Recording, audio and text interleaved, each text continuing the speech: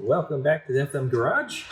My name is Mike, and today we are going to be talking about all things wheels, specifically wheel offsets and widths and fitment and what you need to do to put them on your car and how it affects fitment on your car. So I want to first and foremost thank you for joining us. This is our first live episode of 2021. I'm glad that you all made it. I don't know about you, but I'm glad to be back in the new year working. We had a good holiday. I hope that all of you had a good holiday break as well, but we're happy to be back at it. So let's go ahead and jump into it. I've got a bunch of wheels in front of me, but basically what we're going to be covering today is a lot of questions that had been asked. So thanks to you all that had submitted your questions whenever we prompted about what you'd like to learn, what questions you have about wheels, offsets, and things of that nature. So let's go ahead and jump right into it. I've got a big long list, and we'll try to cover quite a bit of this, assuming that we've got enough time to do so. If I don't answer your question, or if we don't cover your question, please drop a comment down below, and we will get to that as soon as we can. If we have enough time in the video, I will try to answer it towards the end. If we don't, we will answer it in the comments below here on Facebook and also on YouTube when this gets uploaded later. So specifically, what is wheel offset? So offset is another word or another term of measuring how your wheel, this mating surface that bolts up to the hub on your knuckle or the upright on the car, where that is in relationship to the center line of the wheel. So offset is specifically about the measurement from the center line of the wheel to that hub base where it mounts. You've probably also heard of backspacing. That's another way to do this kind of measurement. It's different though. Offset is generally measured from, measured from the center line of the wheel to that hub face where it mates up, and it's usually done in millimeters. Backspacing is actually where you start at the back of the wheel. You measure from the back to that point that mates up to where you're bolting it onto the hub, and that's usually measured in inches. So if you're doing import cars, JDM stuff, a lot of European stuff, most often you're going to hear offset being used. If you're talking muscle cars, American iron, that kind of stuff, a lot of times you'll hear backspacing be a more common term for when they're talking about wheel specs like that. You can measure either way. It doesn't make a difference. A lot of times it depends on where you're buying your wheels. Most manufacturers for specific kinds of cars will have it one way or the other, but you can measure it both ways. Neither one is wrong. It's just preference. Metric versus imperial. So that's all we're talking about, is just where that mating surface is, and that mating surface will determine how far in or out the wheel is mounted in relation to your hub. So, why would you care about offset? Why do you need to know about the offset numbers?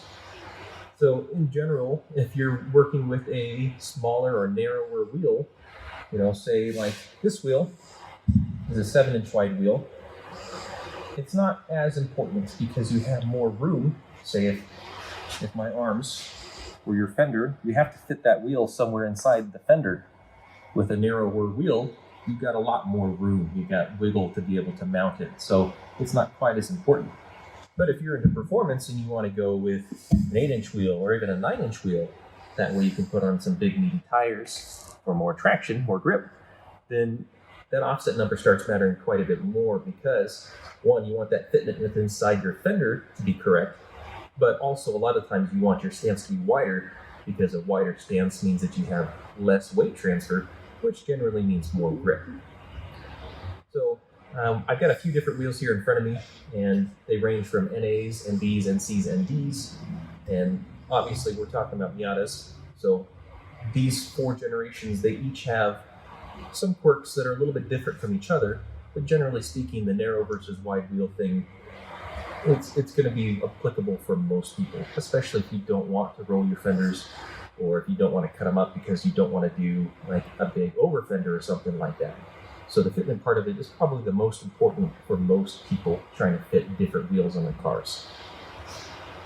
A very common wheel width for a lot of Miatas, whether it be NAs or NDs is usually an 8-inch wide wheel.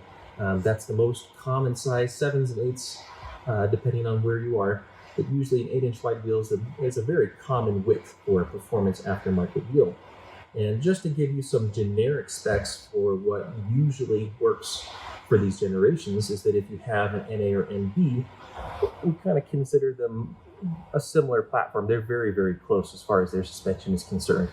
But with an 8-inch wide wheel, you typically want to land at about a 35, 36 millimeter offset. That's about right for placing it in the fender where you're not going to have issues where it's going to rub. The tire is going to rub on the inside of the fender. It's also going to allow you to run with stock or stock diameter springs, so you don't have to change out your suspension. It's kind of the sweet spot for you do get more width compared to stock wheels that are 6, 6.5, or even 7 inches wide. You get a wider wheel, but you're not pushing it so far. On an NC, third generation Miata, you usually want to aim for about a 45 to 48 millimeter offset on an 8-inch wide wheel. Again, you're gaining about an inch in width on your wheel, but it's not so far that you're going to be running into issues where you need to roll your fenders or you need to worry about smaller diameter springs, anything like that. The ND is pretty similar, about 45 millimeter. You've got a few millimeters leeway, of course, with any of these, but about 45 is right for an ND on an 8-inch wheel. And the diameter doesn't matter for any of these as far as what we're talking about with offset. Offset doesn't take into account diameter, so diameter doesn't have anything to do with the offset. Just keep that in mind. Likewise, for tires, a lot of questions that we get are, what's a good size tire to fit in my wheel that I don't need to worry about rolling the fenders or having issues with rubbing? And again, this is going to be focused more on the 8-inch wide wheels because that's a very common width of wheel to use for Miatas across all of the platforms. On the NAs and NBs, running a 15x8, we like to use either a 205/50/15 or a 225/45/15. And basically the 205 mounted on the 8-inch wide wheel, it'll be a little bit stretched on the sidewall, but not so much that it's dangerous. It's not like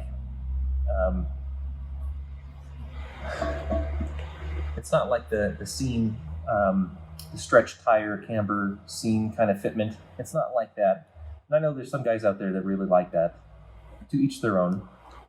Generally, we're a bit more performance-oriented, less on the aesthetic side as far as some of the more trendy fashions are concerned with wheels and tires and fitment. But for performance sake, we like either the 205 with just a little bit of stretch, or on an 8-inch wide wheel, the 225s are a nice square look. And really, as far as boiling down to what one is a better choice, look at your tires. What tires do you actually want? I would put a much higher importance on picking the tire that you want to run and then see which size it's available in instead of choosing the size and then picking the tire. Because the tire compound and the tread and its characteristics are going to make a lot bigger difference in how the car drives and handles compared to an extra 10 or 20 millimeters worth of width on your tire contact patch with the ground. Moving on to the NCs, they generally will run with a little bit wider tires, and this is also due to the market being a little bit more saturated with passenger car tires that are this size for 17s, but a 225/45 or a 235/45 17 is the most common size to fit 8s for NCs.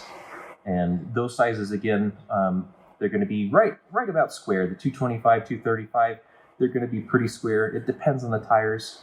Some tires have a more square look to them, and some of them have a little bit more rounded edges. But both of those are a good match for 17x8. And likewise on the NBs, since they are still a 17-inch diameter wheel, they also like to use a 225/45 or a 235/40 17-inch tire. So again, tire choices are more important than width, in my opinion. Make a bigger difference to ride quality and grip than the actual width is concerned when you're talking, 1 or 2 sizes difference. Okay, It's a lot of blathering about sizes, so hopefully you've not gone totally vegetable talking about numbers. One of the questions that is another very common one is, how do I know what offset wheels will fit over my brakes? So if you've got a big brake kit, or maybe you have one of the NDs that came with the Brembos, you want to know, will this aftermarket wheel fit over my brakes? And that's a very good, important question. You always want to check before you buy. And the clear answer is there isn't a clear answer. Offset is not the only determining factor when it comes to deciding if a wheel is going to fit over your brake calipers. More often than not, I'm making all kinds of noise, sorry. More often than not, the shape on the backside of the spokes will make a much bigger impact on the fitment with calipers than the actual offset where it mounts to the hub. The offset certainly does have a lot to do with it, because if you do have clearance issues because your spokes are pretty flat instead of being curved, because a lot of aftermarket calipers, they basically are bigger and wider because they have a more aggressive curvature, because they have more pistons instead of like the stock ones that just have one piston on the inside. So having a curvature like this is usually advantageous. But even if you have a flat spoke like this, you can use offset, and you can use wheel spacers to push that wheel away from your brakes to give you more room. So they're related, but offset's not the only answer, or wheel spacers aren't the only answer. There's a bit more involved, and a lot of it has to do with the design of the spokes. One of the questions is kind of along the same lines is, what offsets do you recommend for non-power assisted? So if you've got a manual steering rack Miatas, you can go with mostly the same offsets. There's not going to be a huge difference. If you go with a bit more aggressive offset, it may be a little bit more difficult to turn the car at parking lot speeds and when you're sitting still. So if you have a manual car and you're really trying to just dial in the steering effort, you could go with a little bit less aggressive offset, or take out your wheel spacers or whatever, and that'll make it a little bit better. A much bigger difference as far as what your steering feel will be like is if you have narrow, skinny tires that are hard all seasons, versus if you have big, wide, sticky Hoosiers, they're going to be much harder to turn. So the width of your tire and the compound of your tire are definitely going to make a bigger difference to steering feel or effort at low-level speeds with a manual steering rack compared to power. Is it better to have a wide track on a dry surface as compared to a narrow track on a, say, slippery or a low grip surface? That one is more about weight transfer, and this is kind of a two-part question. So do you want a wider track? Do you want a narrower track? Do you get better grip in one versus the other? On most situations, you want the widest track as possible, because when you have a wider track, you're more stable. There's going to be less weight transfer, and ultimately that usually means more grip. If you're running on gravel or ice or something like that that's not asphalt, you may want something different, but it is probably going to be different because you need better fitment, because you're using big knobbly tires, or you've got a really cool lift kit with a big suspension system that you have lots and lots of travel. So that'll be a different kind of scenario. If you're doing something like that that's a bit more unorthodox, you'll probably have a much different suspension setup and tire choice than you would if you're doing some kind of an asphalt or street application. So a wider track is going to make a much bigger difference there, because it is giving you more stability. And you can think of it the same way. If you come up to your buddy and he's standing with his feet together, you can push him pretty easily. He's going to move, his weight's going to transfer. But if he has his feet spread apart, then if you try to shove him, he's going to be a lot more stable. He won't be able to move, or won't be moved as easily. It's a similar kind of theory. What if you approach the limits of offset for your chassis? Can it damage the car? Yeah, I suppose. You can, basically, if you run too aggressive an offset, what'll happen usually, say if you want to have a lower number offset, that means that your wheels are pushing out. So instead of like a 45, if you had a 35, that moves your wheels out 10 millimeters. So if you have too aggressive of an offset, your tires may start running into the fenders and start rubbing. Or you could also have it the other way. If you have really positive offset, so if you had a plus 75 millimeter offset, just throwing it out there, and that would push your wheel and tire way far in, you might actually rub on the inside somewhere or up against the top of your fender liner or something like that, but it will be on the inside. So it's all a balancing act. Most common though is usually guys that are running out and gals that are rubbing on their fenders because they have a more aggressive, wider, beefier stance wheel and tire setup. And it can range anything from just making scuffs to cutting up your tires. If it's in the front and you've got really aggressive wide wheels and you have the car turned at full lock, you may actually rub the inside of the wheel, usually like right here. You may rub that against your control arms or possibly even your tie rods for your steering.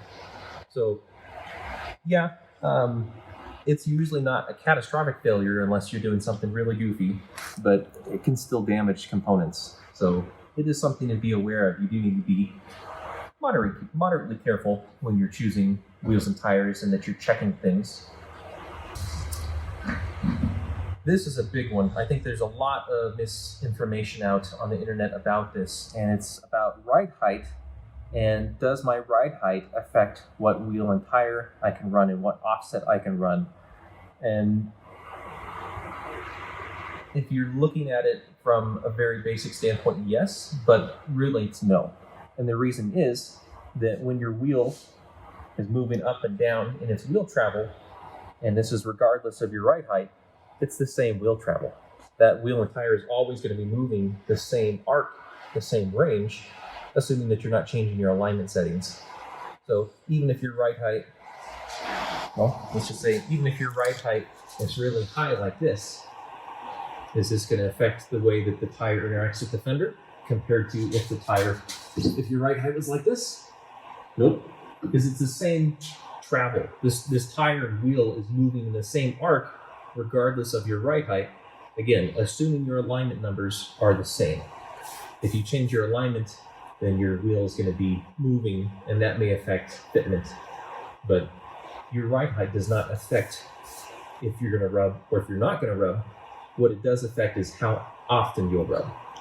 If you run a really tall ride height, then your suspension movement may only go, up to here when you hit a pothole or bump. But if you slam your car down low, you may get rubbing more often, even if it's the same alignment settings, same wheel and tire, just because you've moved your available range up so high that your tire is now spending all of its time rubbing on the top because you're so low. So the offset and the tire does not matter in that kind of situation. What's more important is, did you go too low? Did you already have an inappropriate offset? Did you set up your suspension correctly? And if you didn't, you may be experiencing that, but it's a question of how often, not if it will or if it won't. And if you want to know how to do that, if you're experimenting, one of the things you can do is, like with this car, what we've done is take off the spring. We've removed the spring from the suspension, or from off the shock rather. And ideally, you should loosen up your bushings. We didn't on this one because we're not taking it fully apart. But this allows the suspension to move and you don't have to try to compress the spring. But here in this case, you can see if I max out the droop travel, this is where it sits. Now, if I max out the compression travel, that's as high as it's going to go. It hits the bump stop.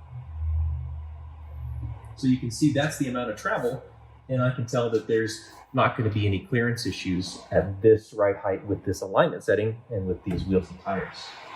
So if you're experimenting, you want to go with a big wide 9, 10, whatever wide inch wheel, then you can do that. You'd also want to do it in the front where you're spinning, turning the tire, as well as compressing and moving it around. You'll run into all kinds of exciting fitment issues on the front if you try to run 9s, 10s, or bigger, just as an FYI. So be prepared to get out the BFH and probably, the cutoff wheel and the grinder and all that kind of fun stuff too. So if you're racing a car, it's worthwhile.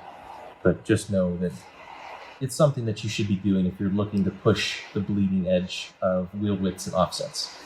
This is a very interesting question, asking about what is the best offset when lifting your Miata using the Paco lift kit, the 3-inch lift kit. This is a very open-ended question. The 3-inch lift kit is really cool. I've run it myself. It's a lot of fun, especially if you want to go run off-road or through the snow and the ice. You can get pretty crazy. It's usually for the unorthodox kind of people that own Miatas. And it really boils down to how crazy do you want to go. If you want to do a mild kind of lift, you're not looking to put on, 35s or something crazy like that. That's still cool. But if you're looking to do maybe a 25-inch tall tire instead of a 23-inch tall tire for, a stock 15 kind of wheel, stock size tires on an NA or ND Miata is right around 23 inches tall. So if you want to do like a 25-inch tall tire, just a little bit, so that way you've got some more sidewall, you can get into some of the small truck tires in that size. Then for that kind of a setup, you don't have to do anything too terribly crazy as far as cutting the body is concerned. But generally what happens when you lift a car like that is that you get into some weird areas of the camber curves on the NAs and NBs. In the rear, you'll actually end up with a ton of negative camber. And in the front, you'll end up with a little bit of positive camber. So it's all kinds of messed up. So you do need to worry about correcting those things. If you're on a super, super tight budget, I've talked to some guys that have gotten away with it by using wheels that had either zero offset or even negative offset wheels. That just means that instead of having instead of having the hub mounting surface about, here on the front side, a negative offset is actually behind the center line, closer to the inside of the wheel, just pushing the wheel and tire that much further out. But I've heard of guys that have done that, and some that have used even as wide as 2-inch spacers, wheel spacers, and that's just to get the wheels away from the car, especially in the rear, because you can actually get the wheels touching the springs on the back if you don't correct your camber using the Paco Motorsports rear upper control arms that are adjustable. The Bauer extended lower ball joints are another good option for fixing the positive camber in the front. So I won't get off too much into the weeds on that one, because it does vary a lot. It's a very interesting thing to do. If you have more questions about it, give us a call, and we'd be happy to talk about it, because it'll vary quite a bit depending on your setup and your goal. So sorry, there's not a magical perfect offset for Paco 3-inch lift kit, because it'll vary a lot depending on your tires, what you're doing, if you're planning on doing other parts to help adjust for your camber, that kind of stuff. Okay, back a little bit closer to the norm. What is a good offset to get a more flush look on my Miata? And this will again depend on what you're willing to do, but assuming that you want to leave your fenders alone, you don't want to roll the inside lip of your fenders, the numbers that I quoted earlier about NAs and NBs wanting an 8-inch wide wheel with about 35 to 36 millimeter offset, NCs with an 8-inch around 45, 48 millimeters, and then NDs with an 8-inch that's about 45 millimeters or so, give or take. You can kind of go either direction a little bit. That's going to be about as far as you can push it before you start chancing having that issue with you rubbing the fenders. If you are willing to roll your fenders, you can get away with another 5, 10, maybe even 15 millimeters of offset or wheel spacer, and you can push it even further out. Whenever you get that close to the fenders, just realize that you're going to need to do a little bit of testing too. Do some fitment tests, pull a spring out, make sure you're not going to be rubbing with your current ride height, or when your current ride height, and with your current alignment. So I would stick to that. You can play around with it a little bit, and actually, I have another resource that we'll talk about here in just a little bit that'll help you decide or help you compare different wheels and offsets a little bit. Here's a question about installing a wide body kit on their Miata. Do you have any tips or things to consider when going with a wide body? as far as the wheel choice, the width, the offset, that kind of thing. And this really depends on your kit that you're installing. Does that manufacturer give you any kind of specification for these are an extra 40, 50, 60, 70, whatever millimeter wider than your stock fenders? That'll give you an idea. If you've got some unknown fenders and you don't know what they are, then you probably should just plan on installing them first. And then you see, after you've got them on there, you can measure comparing to your stock fenders and see what extra width you have on top of that, because that'll help you determine that, oh, this has an extra 30 millimeters of width beyond the stock fender, so I can get with a wider offset wheel, or I can go, a wider wheel or a greater offset, more aggressive to push that wheel further out to fill in the flares a little bit. It probably is going to boil down to test and tune, but it's going to make your life a little bit easier to install the fenders first, take your measurements. That way you can kind of have a good idea, or at least this is the general ballpark that I'm going to be stepping into when I'm shopping for wheels. Another one that you should probably look into if you're doing something like that is to get a wheel fitment tool. So they look pretty odd, but basically it's a tool that you bolt onto the hub, and it has usually like a rod that simulates kind of the profile of a tire, and you can lengthen that rod. There's also an adjustment where you can move it in and out to accommodate for offset. So buying or renting one of those wheel offset tools, you can kind of get an idea of, okay, this is about what I'm looking for. You can adjust for tire size and for the offset of your wheel. So it's a good handy tool before you spend money buying some fancy wheels or some brand new tires. And to give you some reference material, if you are shopping wheels and tires, if you're looking at offsets, if you really want to get nerdy about comparing some wheels, some websites that I like to use a lot when I'm comparing this kind of information is 1010 Tires, so 1010tires.com. There is a wheel offset calculator where you can plug in the width of your wheel and the offset, and it'll tell you what the difference is on the inside and the outside. So say if you wanted to shop some 7-inch wide wheels versus some 8-inch wide wheels, or 9s or 10s or whatever, but they have different offsets, and you're like, all these numbers, I don't know what they mean, because you're converting inches and millimeters and stuff is moving. Just go to this wheel calculator website, plug in the numbers, makes it really easy, because you can just see, oh, this moves the outside face of the wheel 13 millimeters further out. This retracts it 25 millimeters. It's very easy. It makes this process of crunching numbers a lot simpler. 1010tires.com. Another one, if you're looking at, I want to run some big silly tires, or I want to compare the diameter of these 7-inch wheels that I have. They've got the stock tires on them, but I want to run a 9-inch wheel with some big meaty racetrack tires, whatever, but I want to keep the same diameter so that way my speedos happen. A good website to compare the calculations for tire size is tiresize.com. Pretty straightforward, right? But it's one that you plug in the numbers for if you're looking for 205 50 15 versus maybe a 245 40 15, and you can compare that, okay, they're a couple tenths different, they're okay, or wow, this tire is an extra inch taller, that's way too tall, I'm going to have rubbing issues, my speedo is going to be unhappy, that kind of stuff. So those are two very good reference websites I use all the time, 1010 Tires and tiresize.com.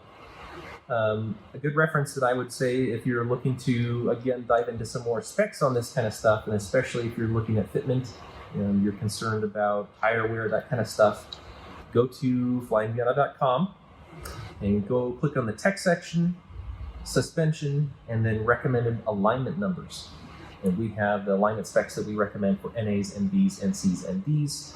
These are kind of a 90% coverall for most Miata owners. If you're tracking the car really hard, or if you'd like to drive at specific tracks, or the car has a very specific purpose, you'll probably deviate from our alignment specs, and that's fine. But for most people that are street driving their car, doing some autocross, even some track time, These are good specifications to start from. Most people don't vary from them at all. But if you don't know where to start with alignment specs, check it out. FlyinMiata.com. Click on Tech and Suspension, then recommended alignment numbers. Okay, I've covered our list. I blathered a lot. Do we have any questions, or do we have time to answer more questions? Or have I talked a whole bunch and we need to end? We've got one? We got some time? Okay, what do we have? One on topic here. What's the widest that could fit on an ND without rubbing the fenders? So just to make sure that everyone heard that, what's the widest wheel and tire that you can fit on an ND? Doesn't say. Yeah, we'll just assume wheel and tire they can fit on an ND without rubbing the fenders. We have run a 17x9, so that's this big boy. And we have run it with, you can run a 235, let's see, what was it, 235/40? Yeah, 235/40, you can fit that without rubbing. There are even some 245/40s that you can get. I think the Yokohama S-Drive, if they have any of those left, if they have any of the Yokohama Advent-Fliva V701s, they would probably be pretty close. Basically, when you start reaching into the 245 range on a 9-inch wide wheel on the ND, you get really close. Some tires will work just barely, and other ones that have a more square, blocky tread profile are going to rub. So if you're running a 9-inch wide wheel with stock fenders and you want to go as wide as possible, plan on at least having a backup of rolling your fenders in case you end up with some tires that are a little bit too square. If you don't have to worry about that, stick to 235s is the simple answer. And we probably have missed some of your questions too, so I apologize. Anything that we have missed, especially if it's on topic, we'll get to that in the comments below on Facebook as well as our YouTube channel. So thank you very much again for listening to me go on and on and on about lots of numbers and specifications. And I thank you for the probably 2 or 3 really nerdy guys that were following right along with me. I appreciate that. The rest of you, if you have any questions, let us know. We'd be happy to talk to you about them. We're here Monday through Friday, 8 to 5. There are new hours for 2021. We're available via phone and on email and even through Facebook. So you can email us at support@FlyinMiata.com or reach out to our Facebook page and actually Instagram. I always forget that one. You can get a hold of us there on our Facebook page and our Instagram page as well. So thank you again for joining along. I sure appreciate it. We will be seeing you again next week, 2 o'clock on Thursday, as always. We really appreciate it. Thanks for tuning in. Keep on boosting.